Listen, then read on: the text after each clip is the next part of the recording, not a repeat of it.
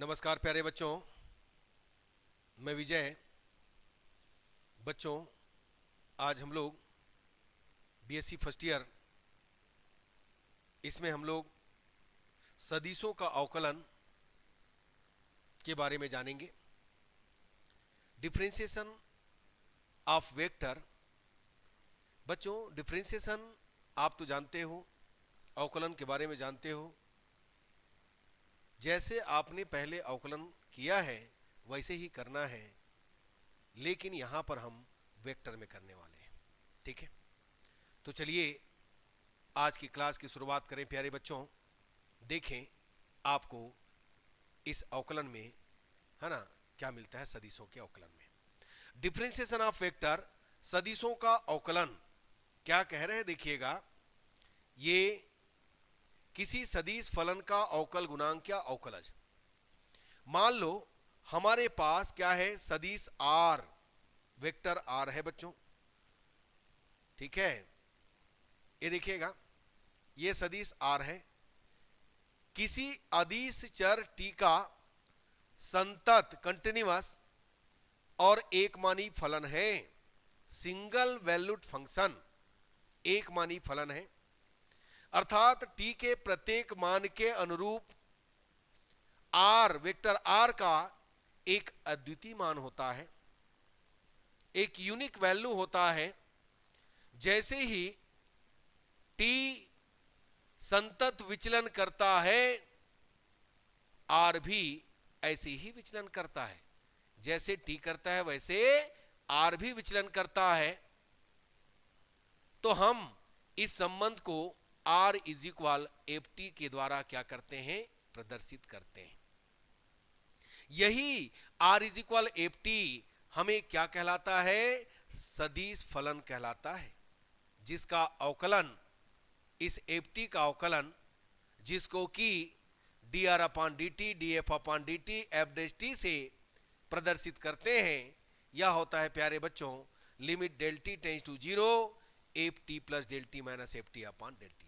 आपने पहले पढ़ा है ना, d y by d x, limit h tends to zero, f x plus h minus कितना, एफ एक्स अपॉन कितना, एच। तो बस यही तो है अवकलन। यहां पर हम ये जो सदिश है उसका अवकलन करेंगे। तो यही सदिश आर के सापेक्ष क्या कहलाता है, अवकल गुणांक कहलाता है, अवकल गुणांक कहलाता है। ठीक है प्यारे बच्चों, बस इतना ही जानकारी आपको रखना है। तो चलिए अवकलन के हम कुछ नियम के बारे में जानकारी लें। यदि हमारे पास ये देखो सदिश फलन है एफ टी, और इस सदिश फलन को f1t i के प्लस f2t j के प्लस f3t k के से प्रदर्शित करें, तो हम यदि इसका डिफरेंशिएट करें विद रिस्पेक्ट टू t, ठीक है, तो ये क्या आएगा, df अपॉन dt। सबका डिफरेंशिएशन होगा अलग अलग। ये देखिएगा, df1 अपॉन dt i के, df2 अपॉन dt j के, df3 अपॉन dt k के। फार्मूला तो वही लगना है। और अचर सदिश का अवकलज, आपको मालूम है अचर का अवकलन जीरो होता है, तो अचर सदिश का भी अवकलन जीरो होगा। ठीक है प्यारे बच्चों, वैसे ही एक अदिश फलन और एक सदिश फलन, तो अदिश फलन फाई है और सदिश फलन एफ है। यदि हम इसका अवकलज निकालें तो क्या होगा, पहला और दूसरा जानते हो ना, पहला अवयसी दूसरे का अवकलन, दूसरा अवयसी पहले का अवकलन। तो phi d f upon d t plus d phi upon d t f, यानी पहली बार में एफ का हुआ और दूसरी बार में फाई का हुआ। वैसे ही सदिशों के योगफल का अवकलज, दोनों का अलग अलग अवकलज होगा। देखो d a upon d t, d b upon d t. ये सब कंसेप्ट को याद रखिए, बहुत ही सिंपल है। दो सदिशों के अदिश गुणनफल, ये देखिए पहला और दूसरा यूवी वाला फार्मूला लगा, पहला अवयसी दूसरे का अवकलन, फिर प्लस पहले का अवकलन दूसरा अवयसी। तो ये सब आपको याद रखना है। ठीक है, वैसे ही यदि दो सदिशों का सदिश गुणनफल क्रॉस प्रोडक्ट है, तो उसके लिए भी पहला दूसरे का हमने अवकलन किया, प्लस पहले का अवकलन दूसरा वैसी रखा। ये गुणनफल का ही तो नियम है। ठीक है, और फलन के फलन का अवकलज, derivative of function of a function, यानी d r upon d u है, तो हम टी के रिस्पेक्ट में कर रहे हैं तो डी टी का गुना भाग कर दिए, तो ये टी के रिस्पेक्ट में हो गया, ये यू के रिस्पेक्ट में हो गया। तो ये फलन के फलन का अवकलज है। इस ढंग से हम देखेंगे। इस प्रकार देखो, अदिश त्रिगुणनफल derivative of scalar triple product, triple product को एबीसी से रिप्रेजेंट करते हो आप। तो देखिए, पहली बार में ए का हुआ प्लस दूसरी बार में बी का हुआ, बाकी सब वैसे ही रहेगा, प्लस तीसरी बार में सी का हुआ, ठीक है ना। यही चीज सदिश त्रिगुणनफल में भी होगा, वेक्टर ट्रिपल प्रोडक्ट में भी होगा। तो पहले किसका हुआ, ए का हुआ देखिए, फिर उसके बाद बी का हुआ, जैसा पोजीशन है वैसे ही रखे रहना, क्योंकि क्रॉस प्रोडक्ट है, इधर से उधर करोगे तो नेगेटिव आ जाएगा। तो ये डीबी अपॉन डी टी हुआ, और तीसरा में क्या हुआ, डीसी अपॉन डी टी हुआ। तो ये इस ढंग से याद रखना है प्यारे बच्चों, ठीक है। तो चलिए अब हम लोग देखते हैं, है ना, एक थ्योरम। क्या थ्योरम दिया है देखिएगा, सिद्ध कीजिए कि सदिश फलन एटी के अचर होने के लिए आवश्यक एवं पर्याप्त प्रतिबंध यह है कि DA upon D is equal 0। बच्चों, जब भी ऐसा क्वेश्चन आए तो पहले आपको देखना है आवश्यक एवं पर्याप्त प्रतिबंध। ये देखिए, इसका मतलब होता है इस तरीके से, यदि इधर का वैल्यू दिया है तो इसको लेकर के इधर को प्रूव करते हैं, और इधर दिया है तो इधर को प्रूव करते हैं, ठीक है। तो ये होता है आवश्यक एवं पर्याप्त प्रतिबंध, नेसेसरी एंड सफिशिएंट कंडीशन, यदि और केवल यदि भाग, if and only if part, यही कहते हैं। तो चलो सबसे पहले हम लेते हैं प्रतिबंध आवश्यक है। ये देखो, प्रतिबंध आवश्यक है, ठीक है बच्चों। ये देखिए, तो इसके लिए हम मान करके चलते हैं, मान लो हमको दिया है सदिश फलन एटी क्या है, अचर है। तब हमें सिद्ध करना है, क्या सिद्ध करना है, DA upon d t is equal कितना, 0। अब बच्चों, आपको तो ऑलरेडी दिया है एटी क्या है, अचर। अचर का आप अवकलन करोगे तो क्या मिलेगा, DA upon d t is equal तो 0 पाओगे ही, बिल्कुल। तो ये पहला प्रूफ हो गया। ये देखो, एटी अचर था तो हमने डीए अपॉन डी टी किया, 0 पाया, पहला प्रूफ हो गया बच्चों। अब हम लोग देखेंगे प्रतिबंध पर्याप्त है। चलो, प्रतिबंध पर्याप्त है, ये कैसा होगा। अब दूसरी ओर से आएंगे, मान लो हमको दिया है डी ए वेक्टर में है ना, डी टी 0 है, तब हमें दर्शाना है, सिद्ध करना है एटी क्या है, अचर है। चलो इसको करते हैं। तो इसके लिए हम लोग क्या करते हैं, इस एटी को मान लेते हैं A1 i cap plus A2 j cap plus A3 k cap. अब हम इसको क्या करेंगे, डिफरेंशिएट करेंगे, अवकलन करेंगे। टी के सापेक्ष अवकलन करने पर क्या करेंगे, टी के सापेक्ष अवकलन करेंगे। चलो अवकलन करो, टी के सापेक्ष अवकलन करने पर क्या मिलेगा आपको, d a upon d t. Function में टी है सब में, तो यहां पर आएगा d a one upon d t plus यानी i cap d a two upon d t j cap और d a three upon d t k cap. तो बच्चों, आपको यहां पर क्या दिया है, ध्यान दीजिएगा, आपको दिया है d a upon d t is equal 0। देखो, इस d a upon d t को लेकर के ही तो लाना है ए टी को अचर, तो इसको यहां पर 0 रख दो। क्या मिलेगा, डी ए वन, अच्छा वेक्टर नहीं होगा ना, ये परिमाण है केवल, d a one upon d t i cap d a two upon d t j cap और d a three upon d t k cap. अब हम लोग क्या करेंगे, यहां पर आई जे के गुणांकों की तुलना करेंगे। यहां पर हम क्या करने वाले हैं, आई जे व के गुणांकों की तुलना करेंगे। चलो, तो दूसरे साइड क्या है, 0 है, तो क्या मिलेगा आपको, आपको मिलेगा dA1 upon dt is equal 0। दूसरा क्या मिलेगा, dA2 upon dt is equal 0। तीसरा क्या मिलेगा, dA3 upon dt is equal 0। यदि यहां से हम d बाई dt को हटाएं, इसका मतलब समाकलन कर रहे हो आप, तो क्या पाओगे, अचर पाओगे, कांस्टेंट पाओगे। A2 भी क्या पाओगे, अचर पाओगे, और A3 भी क्या पाओगे, अचर पाओगे। अब हम इस अचरों को कहां रखेंगे, ये देखो आपने माना है ना 80 तो पहला अचर, दूसरा अचर, तीसरा अचर, तो ये इसको आप कोई इक्वेशन ले लो, यदि नहीं लिए हो तो ये इक्वेशन फर्स्ट ले लो, ठीक है। तो यहां पर आपको क्या मिलेगा, है ना, समीकरण 1 से या फलन 1 से जो भी है माने हो, अचर रखोगे तो 80 इज इक्वल क्या पाओगे, अचर। तो यही तो हमको लाना था। हमने सबसे पहले लिया 80 को अचर और लाया dA vector upon dt is equal 0। दूसरी बार में हमने लिया dA upon dt is equal 0 और लाया 80 इज इक्वल अचर। यही होता है आवश्यक एवं पर्याप्त प्रतिबंध। ठीक है प्यारे बच्चों, तो चलिए अगला जो थ्योरम है उसमें चलते हैं। देखिए क्या दिया है आपको, सिद्ध कीजिए कि सदिश फलन 80 का परिमाण, अभी देखो पहले 80 दिया था, अब क्या दिया है, 80 का परिमाण दिया है। तो 80 का परिमाण अचर रहने के लिए आवश्यक एवं पर्याप्त प्रतिबंध है कि a dA upon dt is equal 0। 80 का परिमाण, पहली बार में 80 को अचर, दूसरा थ्योरम 80 का परिमाण, एक और थ्योरम है 80 की दिशा उसको अचर मानेंगे। तो चलिए पहले तो इसको कर लेते हैं।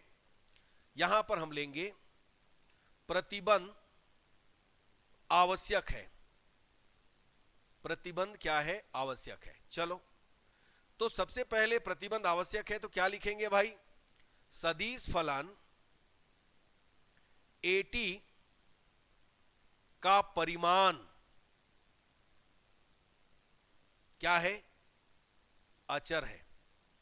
तो 80 का परिमाण अचर है, मतलब इसका डिफरेंशिएट करूंगा, सिंपल, ये वेक्टर नहीं लगेगा, इसका परिमाण कह रहे हैं, या ऐसा कह सकते हो dA upon dt is equal 0 कह सकते हो, या simple dA upon dt is equal 0, ये हमको दिया है। तब हमें सिद्ध करना है, ये देखो, तब हमें सिद्ध करना है, क्या सिद्ध करना है भाई, वेक्टर a और dA upon dt is equal 0। चलो यह हमको सिद्ध करके लाना है। बच्चों आप जानते हो vector a dot a is equal क्या होता है, मॉड a स्क्वायर, जिसको कि हम राइट करते हैं a स्क्वायर। इसको मान लो समीकरण नंबर 2। भाई आपको पता है ना, यदि मापांक आया स्क्वायर में है तो ये केवल परिमाण को शो करता है। अब समीकरण 2 का t के सापेक्ष क्या कीजिएगा, अवकलन। चलो अवकलन करते हैं। तो t के सापेक्ष अवकलन करेंगे, क्या मिलेगा, देखो पहला और दूसरा, पहला का अवकलन, दूसरा वैसी, प्लस पहला वैसी, दूसरे का अवकलन, जैसा करना चाहे। और इसका होगा a स्क्वायर का 2a और ये dA अपॉन dt। देखो जहां वेक्टर है बिल्कुल वेक्टर लगाना भूलना नहीं है आपको, ये सब वेक्टर का साइन है, याद रखिएगा। अब ये दोनों मिलकर क्या हुआ, ये तो दोनों सेम है, डॉट प्रोडक्ट में इधर उधर ले जा सकते हैं। तो 2 और ये वेक्टर a और dA अपॉन कितना हुआ dt is equal 2a dA upon कितना dt। अब दोनों साइड से 2 से 2 कैंसल हो गया, तो a dA upon dt is equal कितना हुआ, a dA अपॉन dt। ये बन गया समीकरण नंबर कितना, 3। ठीक है। अब देखो समीकरण 1 में आपने dA अपॉन dt 0 रखा है क्या, तो समीकरण 1 से आप रख दो इसका वैल्यू। समीकरण 1 में dA अपॉन dt आपको दिया है पहला, तो क्योंकि इसका परिमाण अचर है मतलब dA अपॉन dt 0 है। ठीक है, यहां पर क्या करेंगे, देखो a dA upon dt is equal a into 0, क्या मिल गया, vector a dA vector upon dt is equal 0। तो यही हमको सिद्ध करना था पहला। अब दूसरा देखो, प्रतिबंध पर्याप्त है, ध्यान देना, प्रतिबंध क्या है, पर्याप्त है। तो क्या लेकर के चलेंगे, मान लो हमको दिया है, ध्यान देना, मान लो a d upon d t is equal कितना है 0, तब हमें दर्शाना है कि एटी का परिमाण अचर है। अर्थात क्या दर्शाना होगा, अर्थात हमें दर्शाना होगा DA upon d t is equal कितना 0। यही तो है परिमाण इसका। ये देखो आपको यहां पर क्या दिया है, समीकरण 3 देखिए, पिछला जो समीकरण है आपने पाया है डीए अपॉन डी टी, कितना पाया है भाई, a into d a upon d t. अब इसको आपको 0 करना है, देखो इसको 0 रख दो क्योंकि यही तो दिया है, ये मैंने रखा 0, तो ए d a upon d T आया, और ए d a upon d t is equal 0 पाया। ए नॉट इज इक्वल 0 के लिए D a upon d t is equal 0 हुआ कि नहीं हुआ, और यदि D a upon d T 0 हुआ तो ए टी का परिमाण क्या है, अचर है, यही लाना था, परिमाण अचर है। ठीक है प्यारे बच्चों, बस ध्यान रखना है। तो इसी ढंग से आपको क्या करना है, बनाना है, प्रैक्टिस करना है। ठीक है, चलिए हम नेक्स्ट थ्योरम में चलेंगे। पहला थ्योरम आपने देखा एटी अचर है, दूसरा थ्योरम आपने देखा एटी का परिमाण अचर है। अब तीसरा थ्योरम देखेंगे, इसकी दिशा अचर है। ये देखिएगा यहां पर क्या दिया है आपको, ध्यान देना, किसी सदिश फलन एटी की दिशा स्थिर होने के लिए, ध्यान देना, ये देखो एटी की दिशा स्थिर होने के लिए आवश्यक एवं पर्याप्त प्रतिबंध यह है कि एक राश d a upon d t is equal 0। चलो अब यहां पर भी लेते हैं, पहला लेंगे प्रतिबंध क्या है, आवश्यक है। ये देखिए प्रतिबंध आवश्यक है, तो प्रतिबंध आवश्यक में क्या लेकर के चलेंगे, अभी तक आप समझ गए होंगे कि कैसे प्रूव किया जाता है आवश्यक एवं पर्याप्त प्रतिबंध वाला। एटी दिया है, यानी हमें दिया है, मान लो एटी की दिशा क्या है, अचर है, स्थिर है, तब हमें दर्शाना है, क्या दर्शाना है, a vector cross product d a upon d t is equal कितना 0। इसके लिए हम लोग क्या करने वाले देखिएगा, देखो बच्चों, चूंकि आप जानते हो दिशा के लिए हम लोग क्या लेते हैं, इकाई सदिश, क्या लेते हैं, इकाई सदिश लेते हैं ना दिशा के लिए, तो ए के डायरेक्शन के लिए लेते हैं इकाई सदिश। ए के माने हम जानते हैं, ये देखो मॉड ए, और मॉड ए क्या होता है, केवल परिमाण ए होता है। तो हमने यहां पर क्या लिया देखिएगा, a k is equal vector a upon only a. हम इस पूरे को डी ए इज इक्वल यहां पर क्या राइट करेंगे, ए कैप। अब इसको क्या करना है, हमको डिफरेंशिएट करना है। ठीक है ना, कैसे डिफरेंशिएट करेंगे, ये देखो d a upon d T किया तो इधर फर्स्ट सेकेंड होगा ना भाई, पहला दूसरे का किया, केप लगाएंगे देखना, प्लस दूसरा पहले का होगा ए कैप। ये देखिए अब हमको क्या लाना है, इसको देखिए क्रॉस प्रोडक्ट लेना है दोनों साइड, तो दोनों साइड क्रॉस प्रोडक्ट लेंगे, तो ए का क्रॉस प्रोडक्ट ले लो दोनों side, d a upon d T.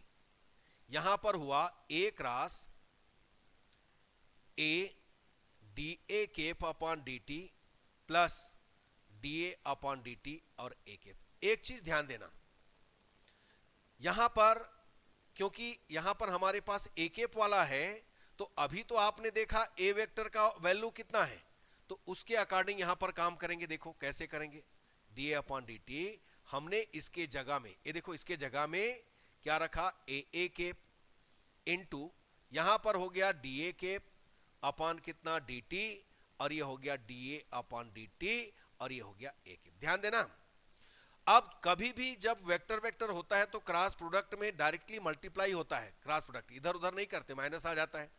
तो हम ये सदिश है तो सदिश के साथ जाकर क्रॉस प्रोडक्ट होगा, तो ए और ए कितना हो गया, ए स्क्वायर हो गया, ये तो अदिश है यानी परिमाण है, और ए केप यहां पर आएगा क्रॉस प्रोडक्ट, ये हो गया डी ए केप अपॉन कितना डी टी, प्लस सेकेंड में जो है ए और d a upon d T आएगा, और यहां पर ए केप क्रॉस ए केप। जब आपको मालूम है कि जब कभी सेम वेक्टर होता है तो वो आपस में क्या हो जाता है, जीरो होता है, तो ये जीरो हो गया। तो आपने यहां पर क्या पाया, ध्यान देना, आपने यहां पर क्या पाया, ए क्रॉस ये देखो d a upon d t ये पाया, is equal a square a cap और क्रॉस कितना डी ए केप अपॉन कितना डी टी। ठीक, अब यहां पर देखिए इसका डायरेक्शन जो है क्या है, अचर है, कांस्टेंट है। यदि ये अचर है, हमको दिया है इसकी दिशा स्थिर है, ए केप अचर है, तो इसका d a cap upon d t मैं निकालूंगा तो क्या आएगा, जीरो आएगा। ठीक है ना, इसको आप मान लीजिएगा, कोई इक्वेशन नहीं लिए हैं तो समीकरण 1 मान लीजिएगा।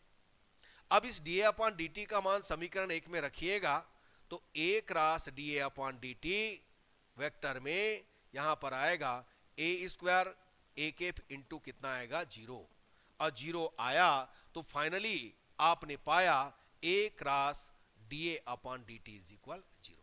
तो पहला तो आपने प्रूव कर लिया प्यारे बच्चों। अब यहां पर हम बात करेंगे प्रतिबंध क्या है, पर्याप्त है।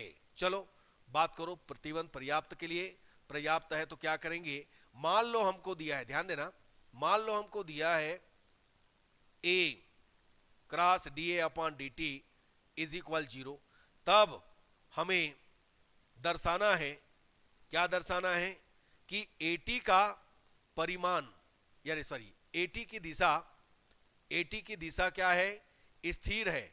जब एटी की दिशा स्थिर है तो आप क्या लेकर के चलोगे, यानी आपको प्रूव करना है d a cap is equal कितना, जीरो।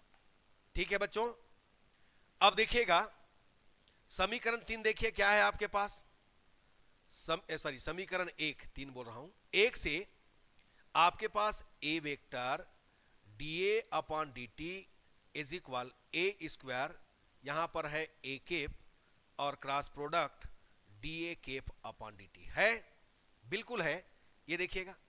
अब इसमें ये देखना है, देखिएगा यहां ध्यान दीजिए, ये देखो ये आपको दिया है ए d a upon d t is equal zero दिया है, तो आप इसमें जीरो रख दो, आपको मिल गया a square a cap cross product d a cap upon कितना डी टी।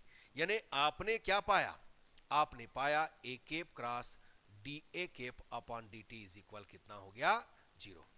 अब बच्चों चूंकि ए केप क्या है, ए केप इकाई सदिश है, मालूम है ना, इकाई सदिश है, और प्रत्येक इकाई सदिश जिसका परिमाण कितना होता है, हमेशा 1 होता है। यदि यह इकाई सदिश है तो इसका परिमाण 1 होगा, और यदि इसका परिमाण 1 है तब हमको मिलने वाला है डी ए केप अपॉन कितना डी टी इज इक्वल कितना, जीरो। याद रखिएगा ए केप है इकाई सदिश, इकाई सदिश वह होता है जिसका परिमाण, जिसका मैग्नीट्यूड, जिसका मापांक 1 होता है प्यारे बच्चों। यदि 1 है तो d a cap upon d t zero मिलेगा, और यदि ऐसा मिला तो ए केप क्या हो गया, अचर हो गया, और यही तो हमको लाना था। ठीक है, यानी दिशा क्या हो गया, अचर हो गया। हमने ए केप को अचर लिया और a cross d a upon d t सिद्ध किया जीरो, और a cross d a upon d t को लेकर के, है ना, हमने ए केप को अचर लेकर के आया। बस यही काम करना है प्यारे बच्चों। तो मुझे उम्मीद है ये भी आपको समझ में आया होगा। चलिए क्वेश्चन देख लेते हैं प्यारे बच्चों, एक आध क्वेश्चन। चलिए देखिएगा, ये हमको दिया है क्वेश्चन, ध्यान देना। अब कैसे बनेगा फिर देखेंगे जो भी है। A cos t i cap plus a sine t, ये हो गया जे केप प्लस कितना हो गया टी के केप, ये इक्वेशन नंबर फर्स्ट। तो क्या कीजिएगा इसका, देखो समीकरण 1 का टी के सापेक्ष क्या करेंगे, अवकलन, ये देखो अवकलन करेंगे, चलो करो। तो टी के सापेक्ष अवकलन करोगे क्या मिलेगा, D r upon d t. ये देखो इसका ए कांस्टेंट है, कास टी का कितना होता है, माइनस साइन टी होता है, और ए इसका हो गया sine t, sorry sine t का कास टी, ये हो गया जे केप, और ये हो गया टी का 1 के कैप, ये 2 हो गया।